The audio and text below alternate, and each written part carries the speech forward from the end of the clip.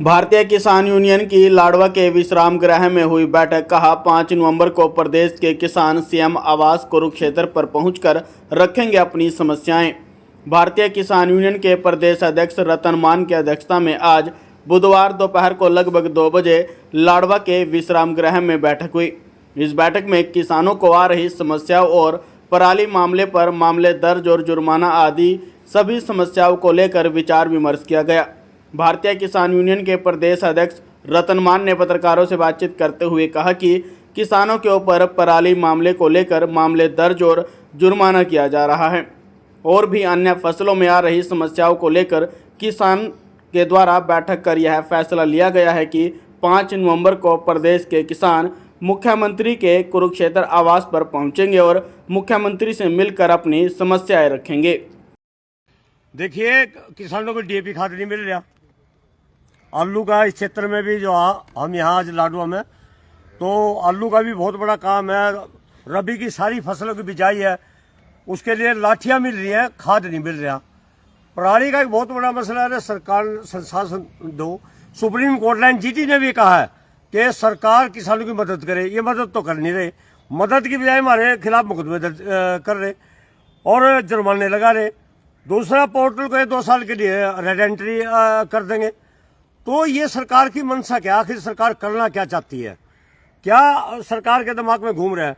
भाई, हमें सरकार कोई ऐसा साधन दे दो जो बगैर पराली के धान पैदा हो जाए, हम उस तरीके से धान पैदा कर लेंगे।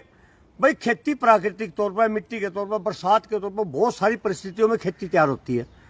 और आपने आपकी बार भी पता बरसात कितनी, फसल भी नीचे पड़ी है, कटाई भी बहुत ज्यादा महंगी है, ऊपर से आपने मुकदमे दर्ज करने शुरू कर दिए। आप अन्नदाता को जेल में भेज करके क्या सुख भविष्य की कामना कर सकते हो?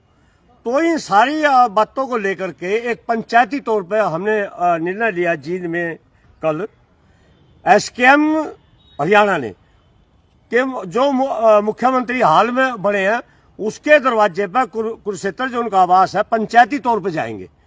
पूरे प्रदेश के 501 किसान पंच बन के वहां जाएंगे और मुख्यमंत्री से बिठा करके बात करेंगे। भाई, ये गलत हो रहा, आप सुधार करो, हम सुधार के लिए तैयार हैं। दूसरा, कल आपने देखा होगा यमुनानगर में हमारे भारतीय किसान उनके कार्यकर्ता ज्ञापन देने के लिए गए। वहां ज्ञापन लेने की बजाय लात गुस्से मुके किसानों को मारे गए। वहां आप इससे क्या साबित करना चाहती है सरकार? वहां का प्रशासन क्या दिखाना चाहता है? और ऐसी स्थिति में जब वहां ई दिशा की मीटिंग चल रही थी और इस क्षेत्र के प्रमुख नवीन जिंदल और वरुण मुलाना, ये 2 एमपी वहां मौके पर मौजूद थे, उनके ही उपस्थिति में उनके लाठी डंडे बरसा दिया आपने। तो आप किसान को डराना चाहते हो क्या?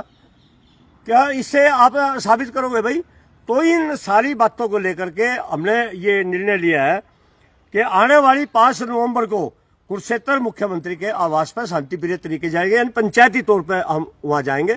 हो सके मुख्यमंत्री के संज्ञान में ना हो सके कोई जो पंचायत में बैठते हैं तो आमने सामने बड़े प्यार के स्वाद में बात होती है। उसी उपलक्ष्य में मैंने ये कार्यक्रम 5 नवंबर का कुरुक्षेत्र में आने का रखा है।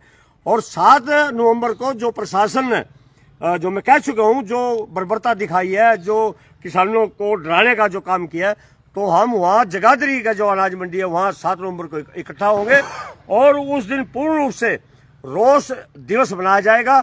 और जो हमारा अम्बाड़ा मंडल है उसके सभी कार्यकर्ता, किसान, मजदूर सभी अपने साधन लेकर के वहां इकट्ठा होंगे और रोष दिवस उस दिन वहां यमुनानगर में मनाया जाएगा।